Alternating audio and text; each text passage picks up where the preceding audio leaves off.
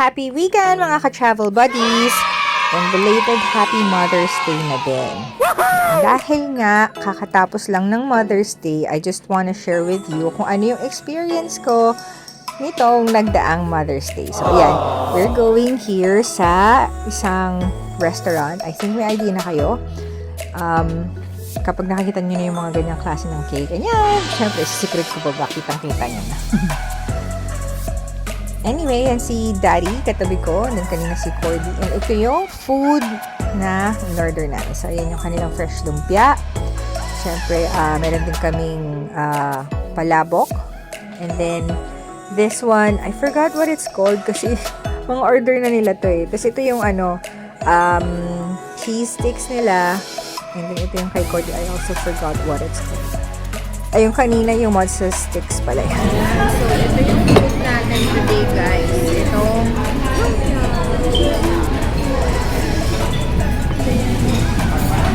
Hindi ko lang bet masyado yung garlic.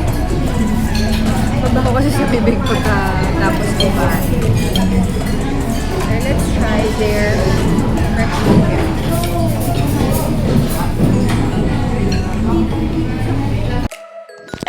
Yan, chibugan time. And, comment ko lang, ngayon ko lang na-realize, yung fresh lumpia nila, mukha pala siyang para siyang sili na dynamite, ganyan. Ewan ko kung bakit nilagyan ng spring onion yung dulo na.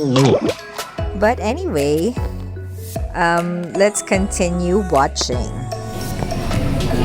Ayan, so mamaya na tayo mag-judge pagdating ng cake.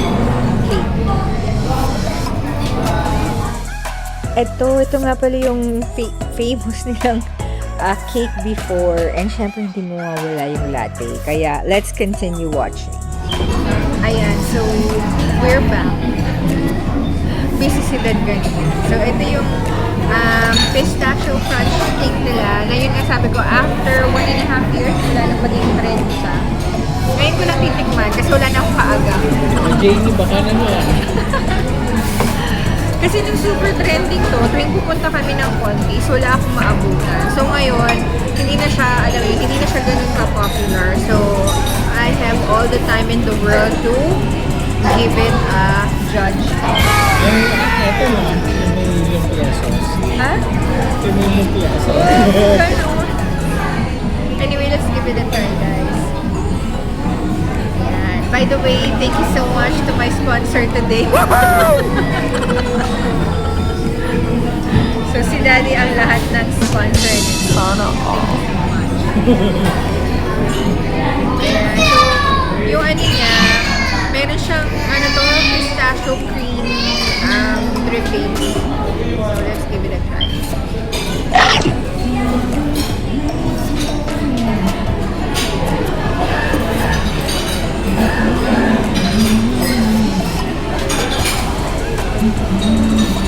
I like it.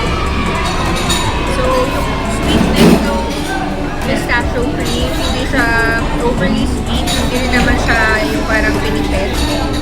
And then, yung layers ng cake niya, so kung medyo nasa adventurous, kung nasa adventurous palette ka na, yung nag-iiba-iba yung texture ng cake. So, mayroong layer na medyo crunchy, may layer na nutty, may layer na chocolatey. So, ayun. Okay siya. So, kailangan ito. Pero anyway, for this experience, for this restaurant, we're giving it a thumbs up!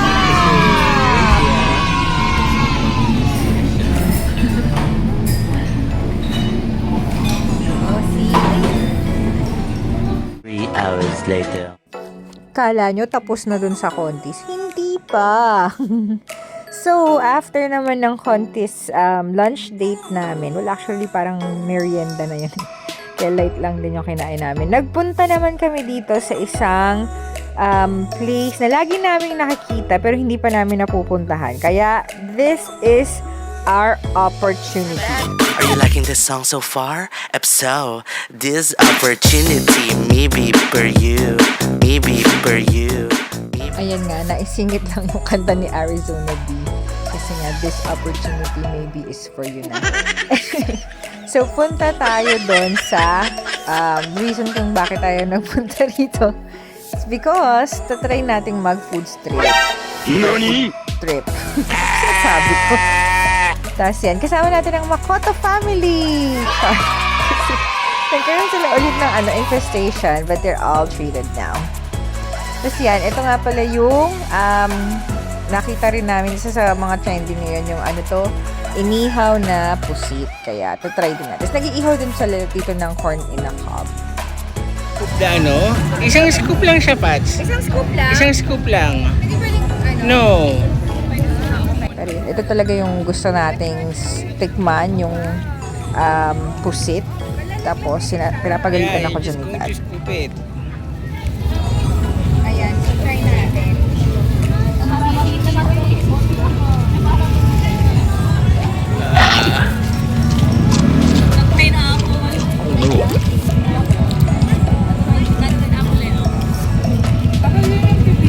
Okay naman. Siya.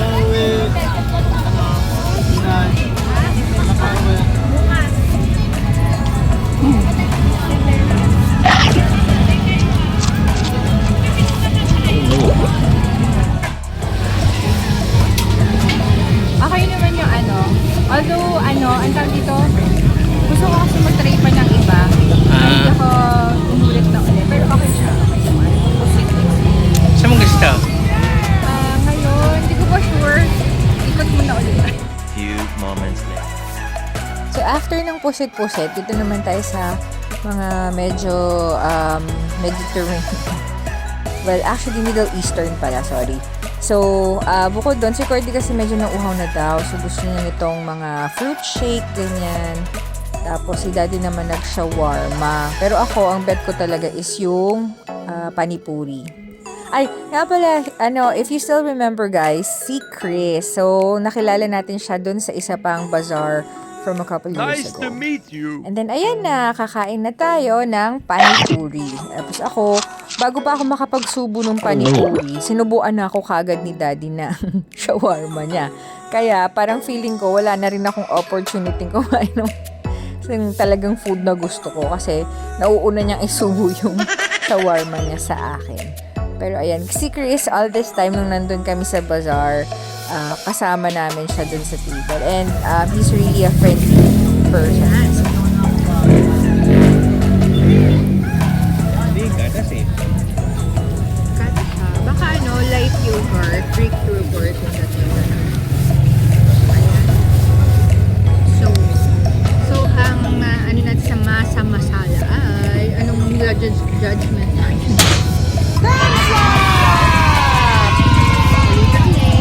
Since Mother's Day Much naman, later. pagbigyan niyo na.